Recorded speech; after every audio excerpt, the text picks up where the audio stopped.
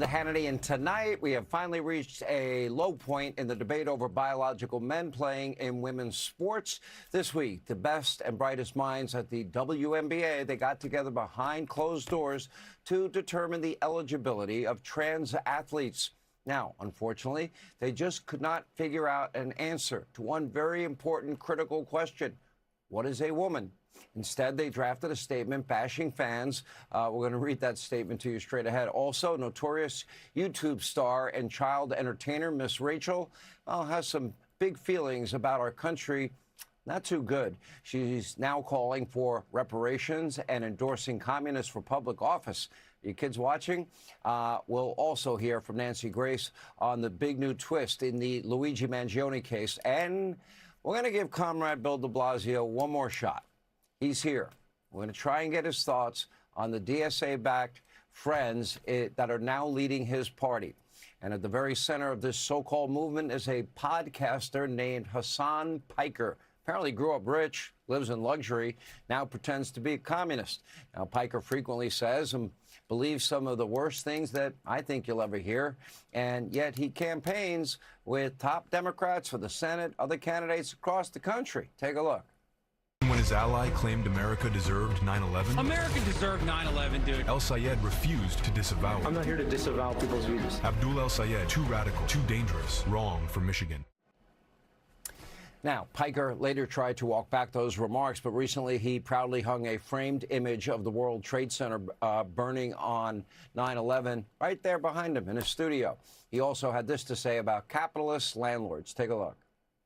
My understanding is that the property owners who have properties there choose just not to rent it at all. Yeah, kill them. Kill those motherfuckers. Murder those motherfuckers in the street. Let the streets soak in their red capitalist bloods, dude. Wow, let the streets soak in their blood, capitalist blood. This is a 35-year-old guy who routinely dresses up like China's dead communist dictator, Chairman Mao. Now, keep in mind that Mao executed approximately 4 million landlords in China in just 4 years. Millions more were killed during Mao's political purges, and up to 45 million Chinese people starved to death because of Mao's Great Leap Forward. But according to Piker, Mao is one of the greatest leaders of our world. Take a look. They clipped me talking about Mao Zedong, up by a cop who thought I was like making fun of Mao Zedong, which I never would and never will. Mao Zedong is one of the great leaders of this world, okay? A man who changed the entire universe, the entire planet. He did. He changed the trajectory of history. He is the founding father of the People's Republic of China. Mao Zedong gets the same level of credit that the founding fathers do for America. Not someone who should be anywhere near our political process, much less all these top political candidates in this radicalized Democratic Party. Could you imagine how the media mob would react if Republicans were campaigning with someone, oh, let's say like this? We are in the heart of the imperial core. This is the country that defeated the USSR, unfortunately. And the reality of the matter is there's a lot of antagonism. There's no class consciousness in the United States of America. Empires never die quietly, and we must end the American empire regardless. No more to Trumpism, but no more to the Democrats who compromise, who conciliate, and who betray us. No more to the Democrats who will collaborate and cooperate with the fascists, who will fund ICE, who will fund Israel. Being like Abdullah's a ton of work to do mending bridges. Here's the take nuke for you, okay? You are all unbelievably Islamophobic pieces of okay? They'll say, oh, DSA, your candidate was oh, Francesca Hong was bad. She was a bad candidate. Oh, she didn't like Thanksgiving. Them. And Thanksgiving, too. Now appears to be the de facto spokesperson for the Democratic Party, a guy who trashes America, said we deserve 9/11, thinks Israel should not exist, praises evil dictators, Mao and others, and terrorists, calls for violence against landlords and others he doesn't like, and he wants the streets to run red with their blood. Chuck Schumer, are you good with that? Now might be a good time to kind of grow a spine and be a leader. Of course, Chuck Schumer is far too cowardly to actually take a stand. Meanwhile, Hasan Piker's friends are winning primary races all over the country. Now, this includes the replacement version of Graham Plattner, Troy Jackson, who once joked that he would have no problem running as a communist. Of course, his track record on assault and battery, his temper, throwing bottles or accusations. He threw bottles at a woman. Not a laughing matter. With the full report, Alexis McAdams. Alexis, there's not much detail that we know about Hasan Piker, except that he's very popular with Democrats running for office this year. That's right. He has a huge following, right, when you look at his Twitch. And I know when you talk about him, too, he'll try to repost it and talk back. But the main situation now in the state of Maine is that Senate Republicans are calling on Democrats to condemn the Maine Democratic Senate candidate, Troy Jackson, after a resurfaced police report details a night he kicked open someone's door, punched him right in the face, and was physical with his girlfriend, according to reports. So it happened back in 1988, according to this police report, and it happened out in a rural county where Jackson grew up. The report explains, Sean, how he beat the man up and then threatened him inside the apartment. And then the same night, his longtime partner told police Jackson had pushed her around. She went on to also ask an officer how to file a harassment order against him, something she says she doesn't remember saying now. Jackson admits to the fight but denies ever being violent toward his partner, who is also reportedly his second cousin. You heard that right. Jackson tells Fox in part, nearly 40 years ago, when I was 19 years old, I got into a fight with another man. I took responsibility for it then, and I take responsibility for it now. But let me be clear, I have never been violent with my partner or any other woman. So despite all of that, when you look at what's happening in the race there, it's tied in these new Fox News polls. So Jackson is at 48%, with longtime Republican Senator Susan Collins sitting at 46%.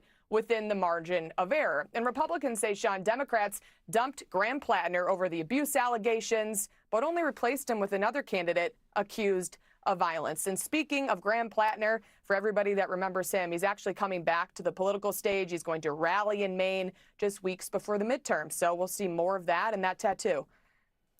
Oh, can't wait to see him back. The guy with the Nazi tattoo that Democrats didn't care about. All the allegations they didn't care about. Alexis, very informative. Thank you. We appreciate that report. Make no mistake, there's something very off about Hasan Piker's friends now running for office now all over the country. Here's the scary part. They're not just running for office as Democrats. They are literally controlling the entire party. Take a look. With these midterm elections in November, you've got the Democratic Socialists of America, DSA, with several candidates who are on the ballot headed into these midterm elections. Your thoughts on what that energy, how that represents some of the change that you are talking about that's happening in the progressive wing of your party? Yeah, so I think we'll see, what happens in terms of what the caucus looks like on the other side of the midterm elections. Certainly our focus right now is making sure that we win as many seats as we can in November, flip as many red seats blue, and take the gavels back. We don't care how crazy the people are in our party that get elected as long as they win. So-called establishment Democrats will now do and say whatever it takes to win over their new radical base that they are so deathly afraid of. Of course, this includes removing checks and balances, a very key part of the DSA stated platform. In fact, Kamala Harris now wants to seize control over the U.S. Supreme Court. Take a look. I think we need to revisit the efficacy of the Electoral College. I think we need to expand the Supreme Court and look at reforms. So much of what we are dealing with right now, back to the point of just a violation of civil rights and all that your parents and mine fought for, the Supreme Court decisions by this court that was basically at this point hand-selected by Donald Trump. Now, Kamala's California comrade, congenital liar Adam Schiff, he's calling for more wealth confiscation. By the way, is everyone in California nuts? Take a look. Frankly, I've got enough difficult questions at the federal level. But one thing that is not difficult for me, and that is there should be a wealth tax at the federal level. There should be a much more progressive tax code than the one we have. And one thing that has become so abundantly clear is this concentration of wealth we see now is operating to perpetuate itself. Trust me, this is my read. he thinks he can be president one day. As one Democratic congressman pointed out, the new DSA members don't actually represent a shift in policy. Take a look. The voters want change, right? That's what they're saying. They want an end to the status quo. This is a rebellion against the status quo. And it's not necessarily change in terms of ideology. I think the DSA is winning some primaries because they're showing more change and representing more change. But, sometimes it's been a change in terms of, how long have you been there? Have you been there too long? Change in terms of, are you fighting against the Trump administration enough, right? And so I think it is a change, but it's a change not necessarily in the ideological spectrum as much as it is style and wanting to be more of a, against the President Trump and his administration.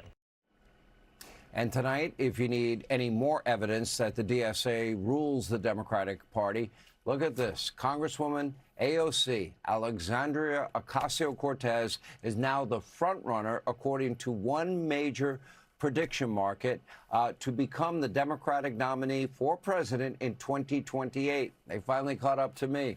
I said Nancy Pelosi, speaker in name only. The real person in power was AOC. All right, thanks for watching. Check out my new podcast, Hanging Out with me, Sean Hannity. The big interviews, the debates you won't get anywhere else. Like and subscribe for new episodes every Tuesday and Thursday.